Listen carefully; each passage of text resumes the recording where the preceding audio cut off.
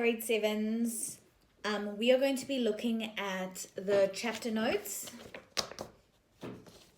for I Am David. So let's get going.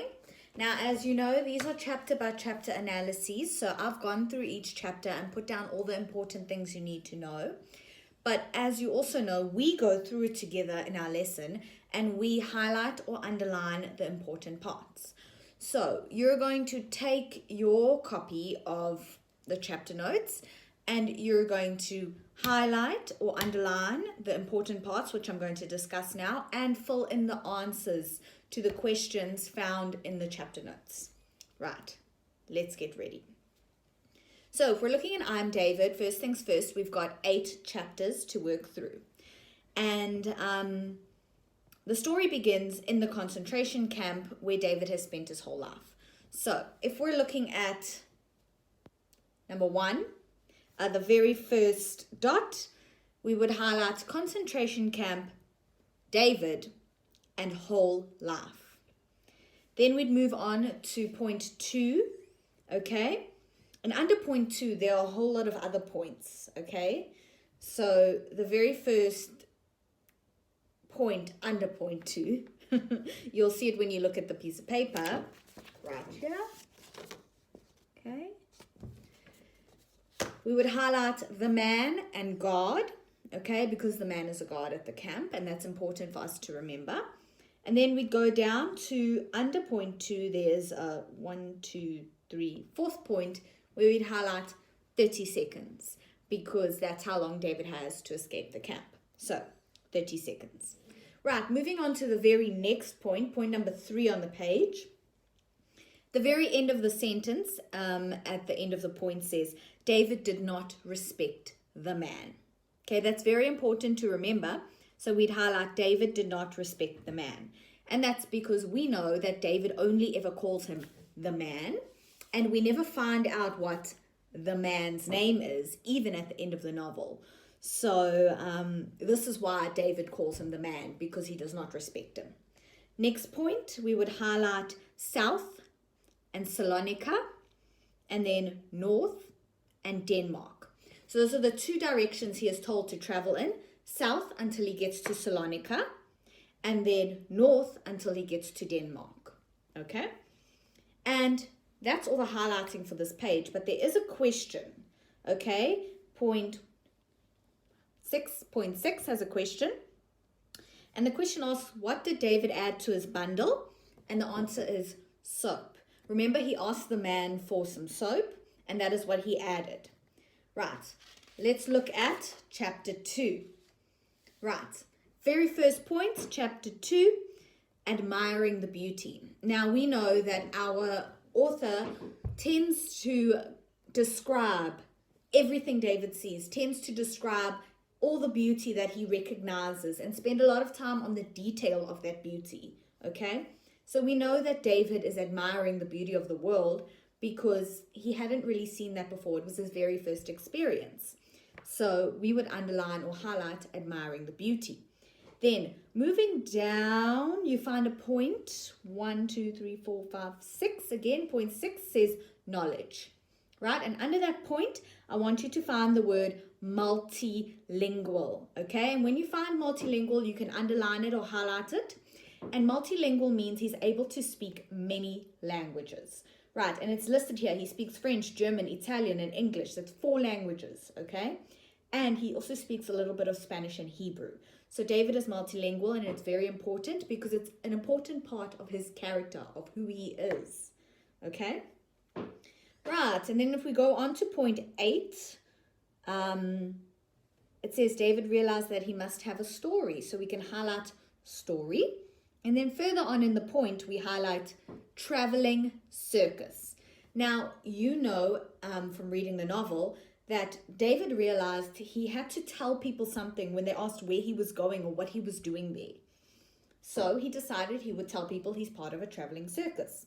And then the question asks, how did he come up with this story? And the answer is, he saw a poster or an advertisement, okay? He saw the poster. He looked at it and he decided that that would be his story. Right. And then if we move down to the second to last point, It starts with one night. And we look for the word as and highlight as, quiet looking, mannerisms, strange. Now this is very important because throughout the novel we hear people, or we see people, or David hears people discussing his eyes, saying that they're strange, they're quiet looking, they are as if he's seen many tragedies, they're somewhat like an old man's eyes. There are a lot of different people who pick up what his eyes look like. And that's very important to note because he starts to wonder what they look like.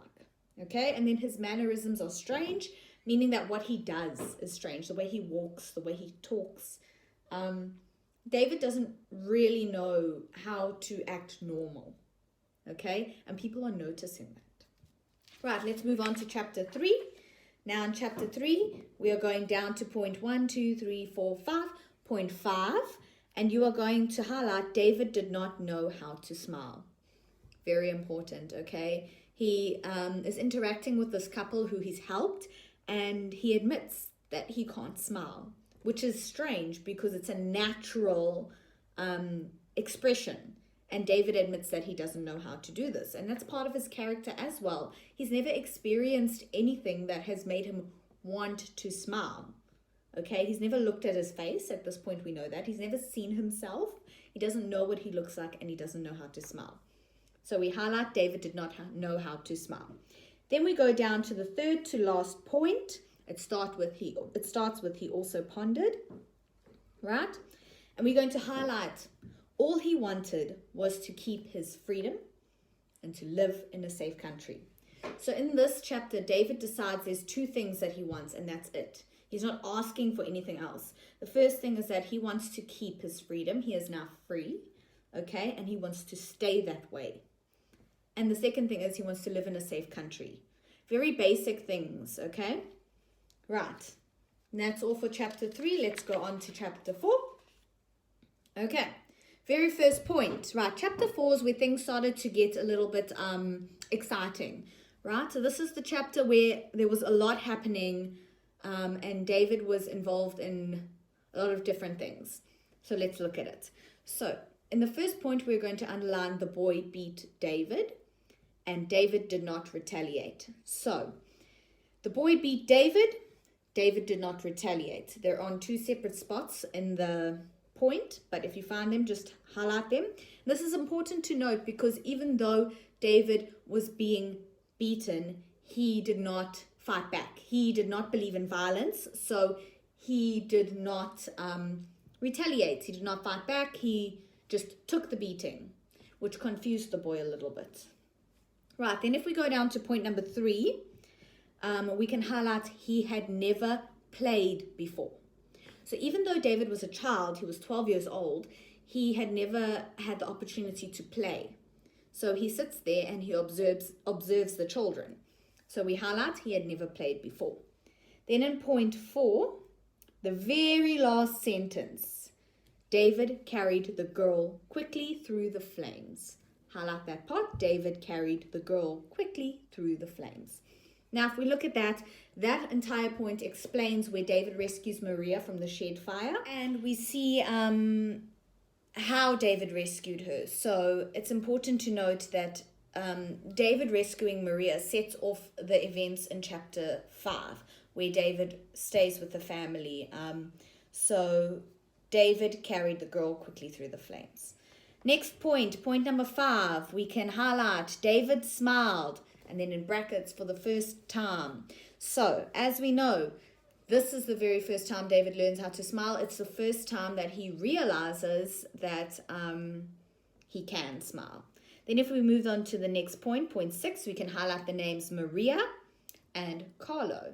Now, as we know, Maria is the young girl he rescued from the shed fire, and Carlo is the boy who beat him up earlier in the chapter. Let's go on to chapter 5. So if we're looking at chapter 5, now David is staying with the family. He asked earlier if he could leave whenever he wanted. The father said yes, so he decided to stay. So we're looking at chapter 5, point 2. We'll find the man. Again, we can highlight the man. And then in the next line, milk and vitamin mix. Okay, This is the point where David is realizing that the man did something good for him. Okay, right. And then if we go down to point number 4 under chapter 5, we can highlight Elsa and suspicious. Now, as we know, Elsa is Maria and Carlo's mother, okay? And we also know now that she is quite suspicious of David. Okay, so that's important to remember. And she goes on to talk about all the things that make him suspicious. He acts more like an adult. He speaks more like an adult. She thinks he's a liar. There's no circus. She's not sure where David comes from. And she's uncomfortable with how David interacts with both Carlo and Maria. And she convinces her husband to ask David for the truth and help him. But David would have to leave. So David is now eavesdropping on this conversation. And if we look at the very last point under chapter 5, David decides to leave. So let's highlight Maria, okay, and gave him a gold necklace and parting gift, okay? So David is now leaving this family and he's continuing on his journey. Right, let's go on to chapter 6. Now, earlier in the novel, we see David begins to prescribe to Christianity. He begins to follow Christianity. And every town he goes to, he looks at a church, but he's never been inside one until chapter 6. So in the very first point, we're going to highlight church, and then further down in the point, we're going to highlight map. Because we know David goes into this church and he asks the priest to see a map, and then he writes down all the cities he needs to pass through. Right, and then in point number 2, there is a question. So David is in a railway station, and while he's there, he sees a newspaper with his name in it. What did the paper say? Well, it was a letter of apology to David from Maria's family. And they actually asked him to come back, okay? But David ignored it. Right. So then if we go down to point number 4, we are going to highlight woman and paint a picture of David. And then in point number 5, we're going to highlight Sophie Bang. So Sophie Bang is a very important character because she gives David a whole lot of information that he needs to continue on his journey. Sophie Bang is also the woman who wanted to paint a picture of David. Right. So Sophie offers him a place to stay. If we go on to the next point, you'll see I've underlined the name Edith Hjorth Fengel. Okay, I'd like you to highlight that too, just to make it stand out a little bit more. And we know that David sees a photo of this woman, asks who she is. And then if we go into the very last point under chapter 6, we will be looking at highlighting political situation was bad, arrested, husband and son killed, Edith get away, God was in love with her. So basically, we're looking at how the political situation where Edith lived was bad. Her and her family were arrested one night. She had a child who was 1 year old at the time. His name was David. However, the husband and the son were killed, but Edith was able to escape because one of the guards was in love with her. Okay, and she moved to Denmark. Right. So let's go on to chapter 7. So David leaves Sophie, and if we look at the very first point, he believed that Edith was his mother. We can highlight he believed that Edith was his mother. And then further down, the guard was in love with Edith, had the same name as the man. The guard in love with Edith had the same name as the man. So those are two things he's realizing as he's traveling. And on to the next point, we highlight understood what the man had done. Because the man was in love with Edith, he had saved her.